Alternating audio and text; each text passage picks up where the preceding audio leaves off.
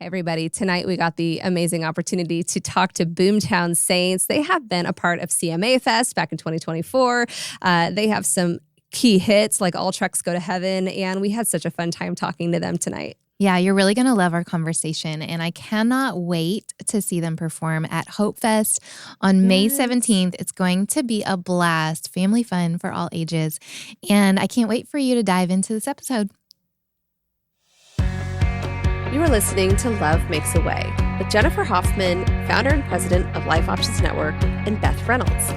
On this podcast, we discuss overcoming through Christ and how we as the church can create a culture of life. We are so glad you are with us today. So you guys, thank you for being here with us today. We're so honored to have you. Thankful to be asked. Thank you for having us. Yeah, no, we're really excited. When you guys said yes to Hope Fest, which is just, we're doing this whole new thing, a whole new concert. We're trying to support moms and babies in this area. We were just really excited and honored that you said yes. So we're excited about that. But I want to hear about you guys and your music careers. How did you get started in it? So Ben was a solo artist actually. So Ben, actually, why don't you tell me how you got into music? That kind of starts this whole story. Well, I mean, in college, I entered into a contest. I was, my degrees are in biology and chemistry. I was studying for my MCAT, go to medical school, and entered into a contest. One thing led to the next, led me to Nashville, and then signed an independent record deal and have been doing that since 2013. Wow. Yeah, and so in 2018, I met Ben. So his wife was a trainer at the gym I worked out at. Okay. And so they just always had these little events, like these little family days and whatnot. And so there was one, I think it was St. Patty's Day actually, that Ben he had just got off the road and he came by. I was in the corporate world. I was a consultant, healthcare consultant. I was boring stuff, but I was living the life at the time. And so anyway, Ben comes to the thing, and I heard he was a musician and that he played the night before. He'd opened for somebody acoustically somewhere. And I was like, man, I was a musician years ago. Had a lot of fun with it. If you ever need somebody to get on stage with you, just for free, let me know. Like, I'll just get up there and play acoustic guitar, play some bass, something. So about 4 months later, he calls me, and he had accepted a show out of town, out of Nashville, on about 10 days notice. Wow. And you just don't do that in the middle of summer in Nashville. It was like August. And he asked me if he's like, can you help me find somebody? Sure, no problem. I'd been in the city a long time. My family moved here in 1998. So I've been here a while. And so I was like, sure, I'll help you find somebody. And we couldn't do it 2 days before the show. He was like, man, you said you played guitar. Could you get on stage and just pretend to make that thing sound good? I was like, sure. That's pretty much it. Yeah. I didn't care. I didn't. I was like, go. whatever. Let's go. Sure, no problem. I'm gonna be back on stage down in Athens, Georgia. Why wouldn't I do this? This is gonna be awesome. 100%. So I went down there, did it, and it went really well. Wow. And then they invited us to come back before we left that night. Then he was like, you want to do it next weekend too? I was like, sure. Yeah. So next weekend did the same thing, got invited to go back to that city before we left. And it was a few weeks in, we were just like, something weird's happening here. Why don't we just do this for fun? And so we started doing it for fun until it took a serious turn a couple of years ago. And here we are. Wow. So what was that serious turn? Like, what was the moment that you're like, okay, this is something really special? What moved that? I think that was meeting our, Chris, you knew Gary for years and years and years, but Chris reached out to Gary, our manager, and like I said, it's like one thing leads to the next. And it's like, hey, I think you guys have actually got something here. And so kind of went forward with it. Yeah, we showed us some stuff, and you expect in Nashville. I mean, everybody does something in Nashville, and there's a lot of great people out there. So you expect a pretty tempered response the majority of the time, and he was actually excited about what he heard. Wow. So that's kind of when it started taking a turn, and when it really took the turn is when we signed our record deal a couple years ago. That's where it was like, all right, you're on. Here we go. It's just time to sprint. Leave it all out there. Well, you guys sound amazing together. I love your music, American Dream. I'm like, They're so good. And I've actually had people, because I have some followers on the West Coast and, all over that are like, wow, these guys are really, really beautiful together. And they just have just such synergy. Yeah. Who's inspired you guys to musically? What's been an inspiration for you guys? Well, that actually makes it sound like we are way different on that part. Really? That's not a great way to explain how symbiotic it can be at times. But I'll tell you. So my background's hip hop, R&B, jazz, blues. I started in jazz blues when I was a little kid because my dad listened to jazz and blues all the time, and then it turned into R&B when I discovered Boyz II Men and Brian McKnight. They're still my number one and number two in either order favorite artists of all time. Love it. And so I mean, and now obviously these days it's kind of all country for me all the time. You have to really throw yourself into it. But if you'll hear some of the songs we write that they have a lot of that pull in them. But Ben, with his background, you'd think we'd never even talk. Wow. What's your background? Just country. I mean, if you find me in the wintertime, it's good on you because I'm probably in the woods camoed up. That's awesome. But no, I mean, I grew up classic rock, and then my brother brought country music into the house, and I never looked back. Wow. I love that. And, being on the road together and signing a record together, what have been some of the highs and what have been some of the big challenges that you've experienced along the way? Man, the high is pretty. It's something I've learned in the last 6 months or so. The highs aren't quite what you would expect them to be.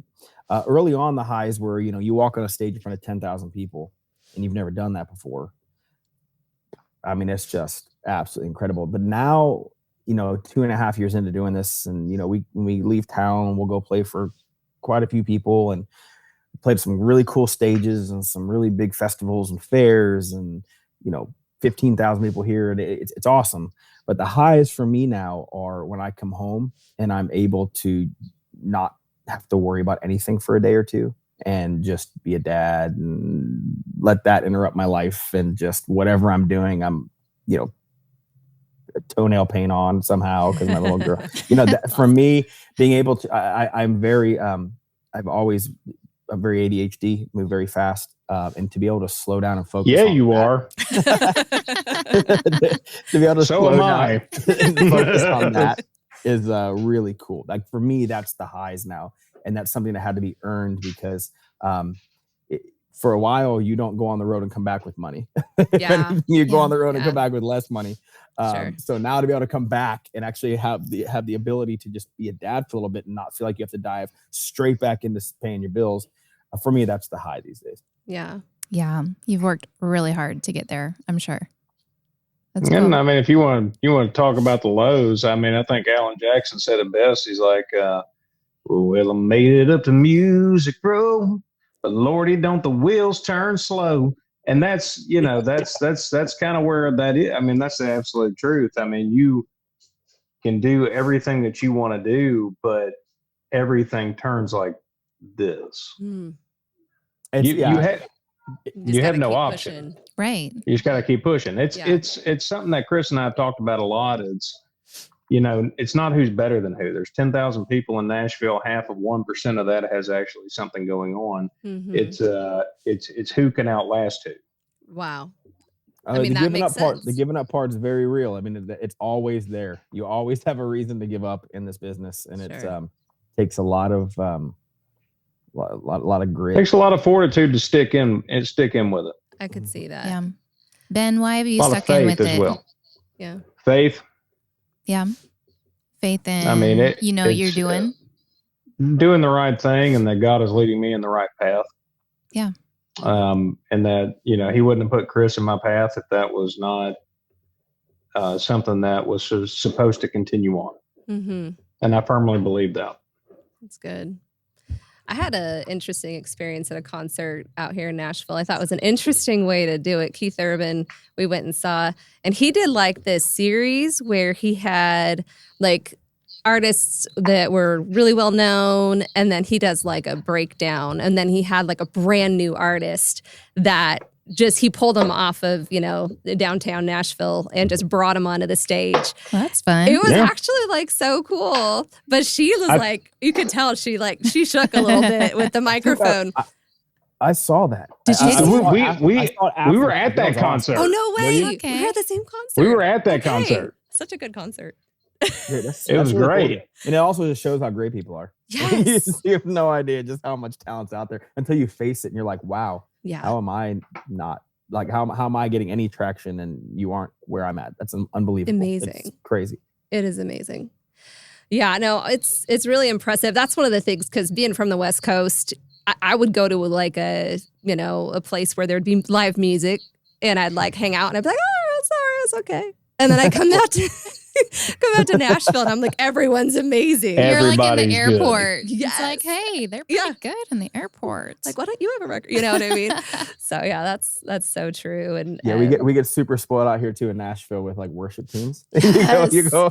Oh and it just doesn't matter where you go in Nashville. The worship team is like, this is I can listen to this all the day. Best ever. And then you visit elsewhere and you're like, okay, it's a little different. So true. Very true. Speaking of faith, I did look at your guys' website and I saw that you have on your website a section for faith, and just really sharing so people can sign up in a newsletter to really hear about your faith and hear some stories. So what kind of got you started on that? And how important is it for artists to share their faith, especially in today's culture? What got us started was, something happened at church probably a year and a half ago. That it was just a story that somebody spoke something over somebody just to give them encouragement, and then found out later that the words that were spoken over a person to give them encouragement might have actually completely changed their life to the point where it was pretty difficult to understand how just something that simple changed this individual's life that much. And just kind of observing that and seeing how that happened, one of the thoughts was like, well, you don't ever have to do anything super profound. Everybody thinks like your story has to be profound. And I mean, some people, our Pastor Jared at New Tribe Church talks about it a lot. He's like, and Pastor Mike too, they talk about how you don't have to have a testimony. As a matter of fact, it's probably better that you don't have a testimony. And it's not a badge of honor to have one. It's not shameful to not have one. And that whole concept of the simplest thing could just, you don't know what it would change somebody. So what that mailing list is basically just an opportunity to say, oh, we saw this on the road. It was kind of cool. That's all I want to tell you.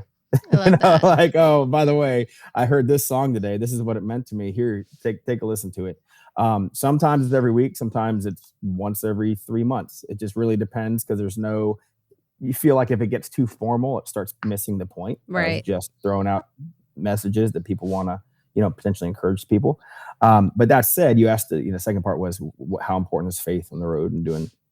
One of the things we do at every show, and anybody who's seen us anywhere in the country or around the world knows, we have a moment where we always talk about faith in God. And, you find that even people who say they don't believe in God, they believe in a higher power of some sort. Mm-hmm. And it's important to let people know that, that higher power to us is God, and in showing love is everything he wants us to do. Yeah. And so that's what we try to do on the road, just let people know. And we get a lot of comments on it. This past weekend, actually, we played a show in Folsom, California.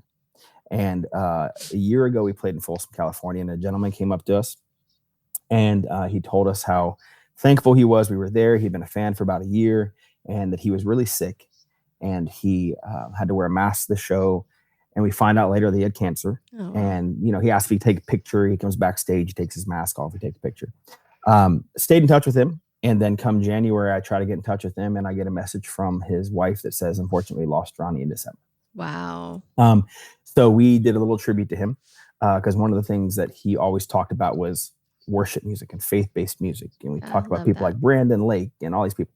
And so we did a tribute to him. We played some faith-based music. We played a worship song. We played a contemporary Christian song. And the comments we got after in California from people thanking us for bringing God into that venue, which was ultimately a massive Yes. bar. Cool. It keeps our brains right, our hearts right, but also we feel like we are spreading a good news in a way that there's no other way we could do it than being on stage in a moment where everybody's drinking and having a good time, and you talk about God's here too. Yeah. Sorry, that was a lot, but that was a very loaded question. I appreciate it. Oh no, that was so good. I feel like we're seeing artists one way or another become very, very bold in what they believe. Yeah. And so I commend anybody talking about Jesus, because people need to know who Jesus is. And there's just this kind of, reality that a lot of people will go the direction of culture. And so when you guys are putting Jesus into culture, that gives an opportunity, like you just said. So I love that, and I honor you guys for that. That's amazing that you're being bold. It's huge. Yeah. I think our culture is really starved on hope. Yeah. And so anytime we can offer the solution and the path to hope, then people really, grab onto that. Yeah. Yeah, there's something we say in every one of our shows, that there's a moment in at Hope Fest, we're going to do the same thing. It won't be anything new, meaning that we're not doing it because it's Hope Fest. Yeah. But there's something we do. And one of the things we say at every show, and we live by this because we are examples of this. Ben and I both, just to have this chance in this life and with the people we have in it is not something we earned when we were younger at all. Right. As a matter of fact, we would be candidates to not have this. Are candidates to not have this, Amen. But we always tell everybody, God will never use your past or your present to determine your future, ever. You have a moment right now, like you could change everything this second, done, boom. Yeah. It's changed. Like you listen to this right now. If you have that thing, open it right now, boom. If you decide to change, it's changed. Absolutely. And so, that's what we try to bring to the stage. We try to let people know, have a good time. It's going to be all right. You can still be musicians. You can still be here in this bar. Or you can be going through what you're doing. God still loves you, and it's going to be all right. It's powerful. Yeah, that really is. One of the things that I really love about your music is that it is so much fun. It is. And I think that you just bring so much energy and fun to music, and that's incredible. And I guess the question I have for you is kind of, what do you see down the road? Maybe the next 5 years, maybe the next 10 years. What's in the future for Boomtown Saints? It's a lot. That's a very loaded question right there. So first up, we do have 6 songs that are queued to be released over the next 9 months. And that's going to, it puts a wrench in things because it's a lot of work to get 6 songs released, but they're already queued, ready to go. Awesome. We are on the road all summer long. We have a song that just hit the radio that, from what we understand, is going to be doing some different things for us in a good way that haven't happened in our last radio singles. We've been the number 1 independent song on country radio 3 times now. And this one is apparently poised to do some things we haven't done yet. So good. So the goal is to just keep right now, just keep putting the music out all summer long. We're gonna be on the road. It's gonna be crazy. Actually, so for anybody who's on worship teams, does anything with that, you're familiar with the planning center that you have to go in and put your days off. I actually went in last night and put my weekends off for the next 3 months. Wow. We're on the road. That's right. I realized how much we're on the road when I was doing that last night. So, the goal is to get through these 6 songs. I've already started recording some new ones. And 2025 is a bit too much in its own to bite off right now to think about 2026 and further. Sure. But just we're poised to hopefully take a few new steps that we haven't taken yet right now. Very cool. We're so excited for you guys. It's awesome. Well, we'll be following both of you. And we're really excited for Saturday for Hope Fest. And just, it's going to be amazing. So thank you again, you guys. And we'll see you soon over at Hope Fest. Thank you guys so much for having us. Thank you. Very much appreciate it. Thank you so much. Absolutely. Thank you for joining us on Love Makes a Way with Jennifer Hoffman and Beth Reynolds. If you would like to give to Life Options Network, you can click on the QR code. Also, don't forget to like and subscribe. We'll see you next time.